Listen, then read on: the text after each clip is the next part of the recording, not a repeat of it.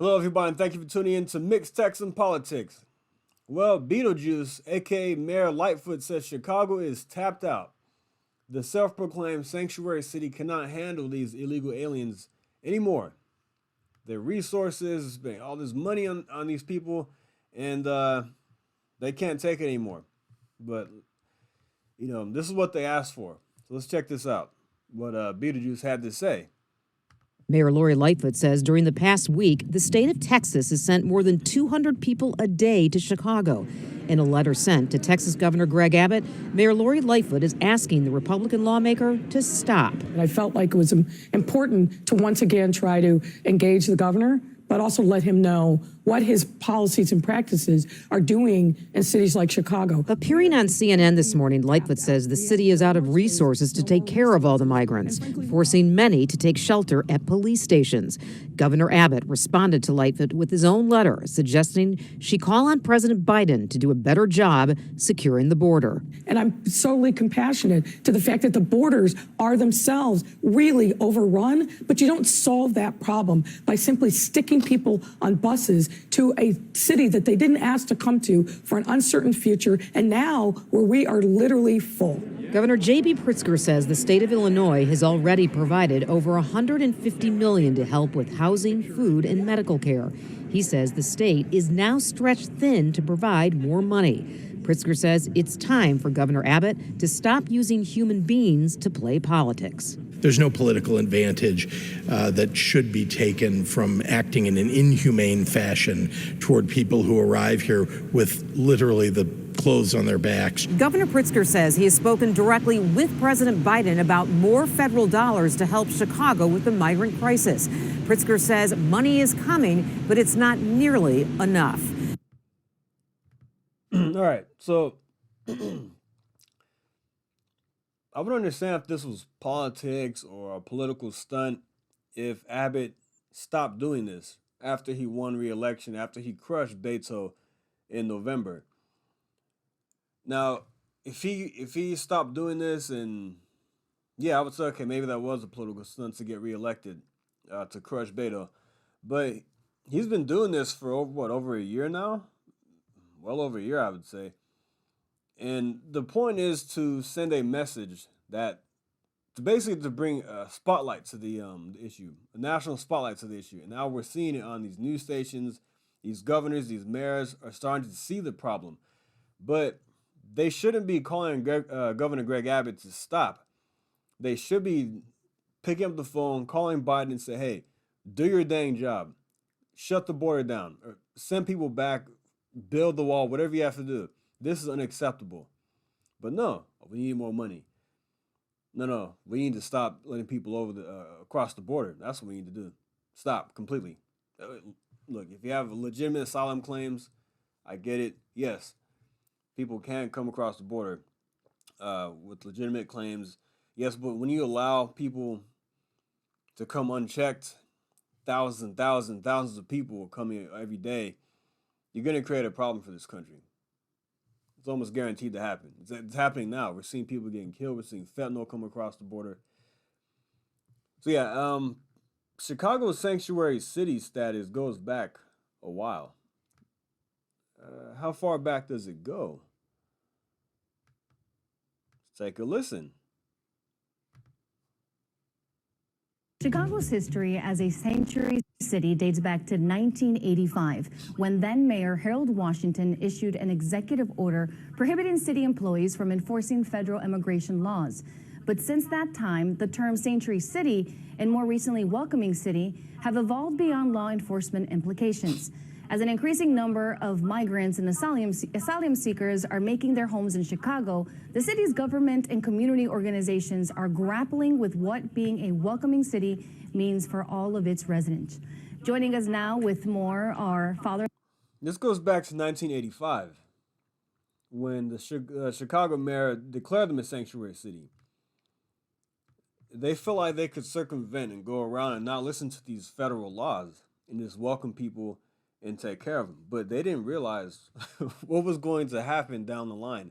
See, they think of this stuff in the moment, they virtue signal, and they make these laws. We're welcome. Everybody who wants to come here, we're welcome. We're a welcoming city. And you don't realize that you might have a president down the line who may deliberately cause problems, cause chaos at the border, like Joe Biden. And I've heard from Tom Homan, I believe his name is. He was the director of ICE or something like that, Border Patrol. And he said that he's the first president that he worked for that actually purposely tried to unsecure the border. Even Obama wasn't as bad as Biden. But who else is complaining now? NYC mayor says that Abbott, Eric Adams says Abbott is busing migrants to black-run cities. So now he's playing the race card. Check this out. New York City Mayor Eric Adams inculpated Texas Governor Greg Abbott with targeting black-run major U.S. cities as he resumes busing illegal migrants to 5 of them. Adams rebuked the Republican governor after fellow Democrat Mayor Lord Lightfoot sent a letter to Governor Abbott, citing infrastructure concerns about relocating the migrants, the illegal aliens. Not only is this behavior morally bankrupt and devoid of any concern of the well-being of asylum seekers, but it is also impossible to ignore the fact that Abbott is now targeting 5 cities by black mayors. 5 cities run by black mayors. Put plainly, Abbott is using this crisis to hurt black-run cities. You cannot make this up. So, Abbott is yet to confirm these claims, but Adams said the 5 cities to be targeted are New York, Los Angeles, Chicago, Denver, and Washington, D.C. Politico noted that more than 57,000 illegals have arrived in New York City since last spring, with Chicago receiving more than 8,000, the majority coming from Latin America. Okay, now he's using the race card. But Chicago and New York City are both sanctuary cities, as well as D.C. Los Angeles as well. I don't know about Denver, but let's take a look. Here's what Eric Adams said in 2021. We should protect our immigrants, period. Yes, New York City will remain a sanctuary city under an Adams administration. This is his own tweet, and now he's having issues with it. He says they can't handle it. The resources, they're running out of resources to place these people, to take care of them. It's having a strain on the city is what they're saying. This is what happens when you virtue signal and you don't realize the consequences of your actions. You have a Republican governor here in Texas who's saying, you know what? You want them? Take them. You can have them. So I'm sorry, Eric Adams and Lord Lightfoot. This is what you asked for. You decided to keep this sanctuary city nonsense going, and you're getting what you asked for. And the voters, this is on you as well. If you're dumb enough to vote these people in, you deserve to have these problems as well. Now, I don't wish ill will on anybody to get drugs or drugs to kill somebody in their family or to get killed. I don't wish that on anybody. But you have to be mindful of who you're voting for. And you just want to vote for these Democrats because you think they're, we're going to make this a welcoming city. Virtue signaling, like I said. Now you have these problems on your hand. You can't deal with it now. But hey, shout out to Governor Greg Abbott for doing this. I don't believe this is a political stunt because he's already crushed Beto. He's been reelected. He's just trying to get these people out of Texas and put them in places where they are welcoming them. And this is not Governor Abbott's job to secure the border. He can only do so much. I know he gets a lot of criticism for just not shutting things down completely, but the governor only has so much power with what he can do with the border. This is a federal issue. Joe Biden needs to secure the border, but he won't because this is a manufactured crisis. Why would he come into to office after Trump left and he had many things in place to secure the border? He had the wall that was built. He had this the Indian catch and release. You had the Remain in Mexico policy. And these things were effective. We saw these illegal crossings coming down. But now they have spiked it to all-time levels like we've never seen before. Because this is all by design. And they're blaming the Trump administration for this problem. It's not his fault. But look, I don't know if I'm sure you heard about what happened here in Texas. Last Friday? You had an illegal alien who's been deported about 4 or 5 times, shooting 5 people execution style. And Abbott's getting a lot of pushback on this from liberals for saying that this illegal alien killed 5 illegal immigrants and it was actually 4.